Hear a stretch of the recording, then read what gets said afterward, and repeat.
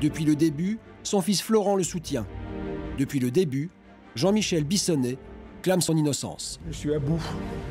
Je suis à bout des accusations et qu'on ne veuille pas m'écouter. Je voudrais qu'on m'écoute et depuis le mois de janvier, on m'écoute.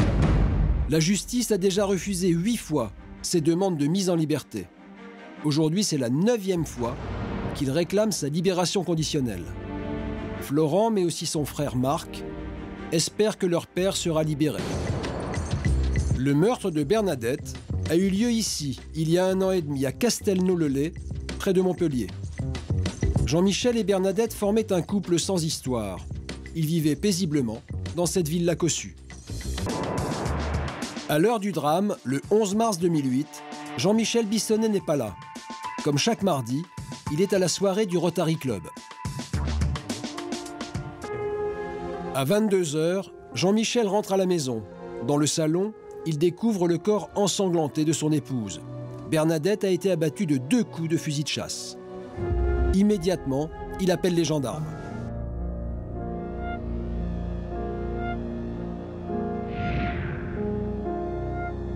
L'enquête commence. Devant les gendarmes qui l'interrogent, Jean-Michel évoque un nom. Méziane Belkacem, c'est le jardinier qui a travaillé chez eux le jour du meurtre. Les gendarmes entendent Méziane. Très vite, il avoue le crime. C'est bien lui qui a tué Bernadette Bissonnay. Mais il fait aussi une révélation incroyable. Il affirme avoir tué Bernadette à la demande de Jean-Michel en échange d'une grosse somme d'argent. Après avoir abattu Bernadette, Méziane s'enfuit au volant de la voiture de sa victime. Blessé à la main, il abandonne la voiture 200 mètres plus loin et laisse l'arme du crime sur le siège du passager avant de prendre sa propre voiture. Mais les enquêteurs n'ont retrouvé aucune arme dans la voiture de Bernadette. Ils interrogent alors un autre homme venu chez les Bissonnay le jour du drame, le vicomte Amaury d'Harcourt. Il finit par avouer à son tour. Le soir du crime, c'est lui qui a récupéré l'arme et l'aurait jetée dans une rivière à 500 mètres de là.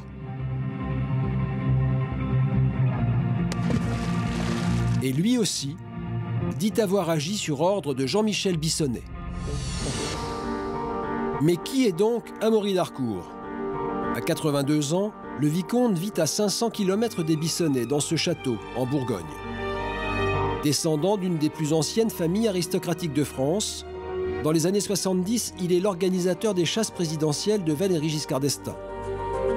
C'est lors d'une de ces parties de chasse qu'Amaury d'Harcourt et Jean-Michel Bissonnay deviennent amis. Mais pour quelle raison Jean-Michel Bissonnay aurait-il fait assassiner son épouse? L'argent est peut-être le mobile. C'est en tout cas ce que prétend l'avocate de Méziane Belkacem.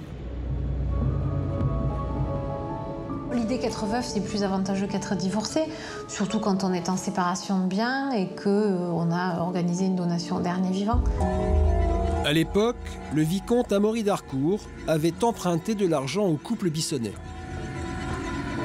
Il y a à peu près 2 ans, mon père a prêté à Amaury 15 000 €, qu'Amaury n'a jamais rendu, mais mon père s'est dit que bon, après tout, Amaury l'avait aidé à se lancer dans la vie, il l'avait accueilli pendant 3 ans, donc c'était difficile de lui refuser. Puis dernièrement, Amaury, non seulement n'a pas pu rembourser le premier prêt, et on a demandé un second. Là, mon père a dit non, non, ma femme ne veut pas. On sait que maman ne l'apprécie pas, clairement, que lui ne devait pas forcément l'apprécier non plus parce qu'on n'apprécie pas les gens qui ne nous apprécient pas.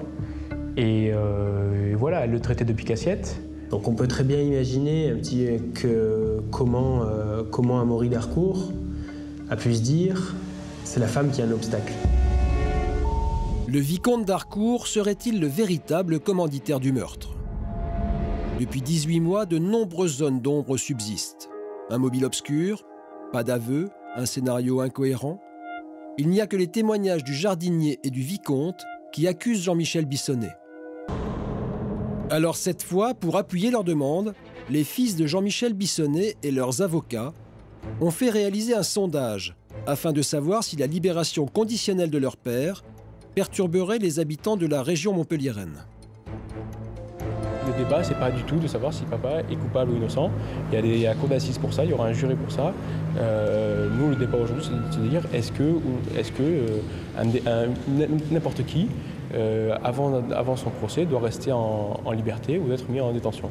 Voilà, c'est tout. C'est le respect pur et simple de la présomption d'innocence. Le seul fait que nous, qui connaissons le dossier, que le père de la victime nous soutienne et soutienne mon père également et que tout l'entourage soutienne mon père, ben on devrait se dire, il y a peut-être un problème, prenons des précautions, mettons-le en liberté avant le procès d'assises. C'est tout ce qu'on demande aujourd'hui. On n'a pas demandé à l'opinion de juger l'affaire. 10 jours plus tard, les résultats du sondage sont publiés. On constate qu'il y a pratiquement 72% des personnes interrogées qui ne seraient pas choquées, et en plus de la zone sur laquelle habite Jean-Michel Bissonnette, qui ne seraient pas choquées par une mise en liberté. Ce qui est beaucoup. Ce qui est beaucoup. Ce qui est beaucoup.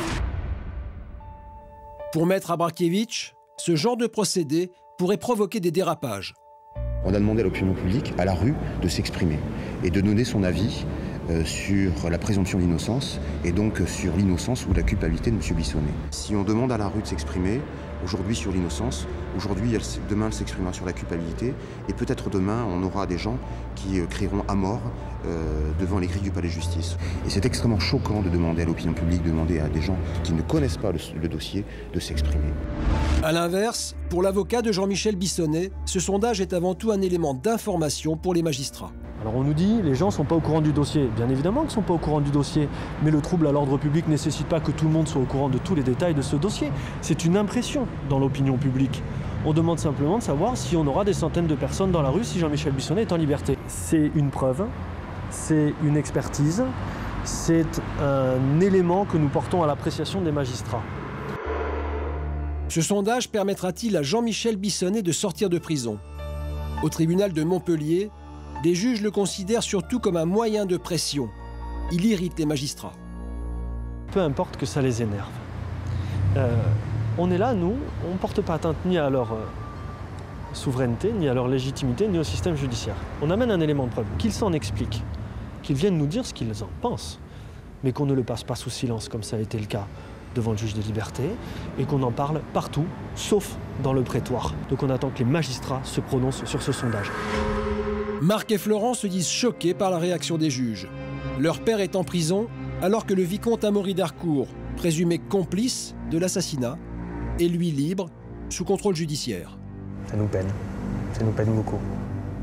Ça nous peine et puis ça nous fait enrager parce que c'est pas normal que, comme dit Marc, il y en a un des trois, on va dire, pour l'instant des trois protagonistes, il y en a un des trois qui est encore en liberté, alors que lui a quand même avoué avoir participé au fait. Et je trouve que la justice, quand même, qui s'indigne pour des petites choses qu'on fait nous, devrait s'indigner de ça et devrait aussi nous féliciter qu'on reste avec un temps de calme dehors, alors qu'il y en a un qui a participé au meurtre de notre mère, qui est en liberté. Ce qui m'étonne dans cette affaire, c'est que oui, on apporte un soutien à notre père, oui, bien sûr, on le défend, etc. Mais il ne faut pas oublier qu'on est quand même les enfants de maman et qu'on ne se battrait pas autant pour notre père si on pensait qu'il était coupable. Et aujourd'hui, le fait qu'on apporte du soutien à notre père, on a l'impression qu'on est presque complice aux yeux de la justice de ce qui s'est passé. Les juges libéreront-ils Jean-Michel Bissonnette? La décision sera rendue le 6 octobre. Quant au procès devant les assises, il pourrait se tenir en juin 2010. Les deux fils de Jean-Michel Bissonnette espèrent que leur père pourra se présenter libre devant la cour. Quand il sera libéré, on se battra pour la vérité, parce que c'est avant tout pour ça qu'on se bat, et moi je veux que les coupables pour le meurtre de ma mère payent. Si on nous apporte les preuves que mon père est coupable, il payera. Mais aujourd'hui, ces preuves, on les a pas.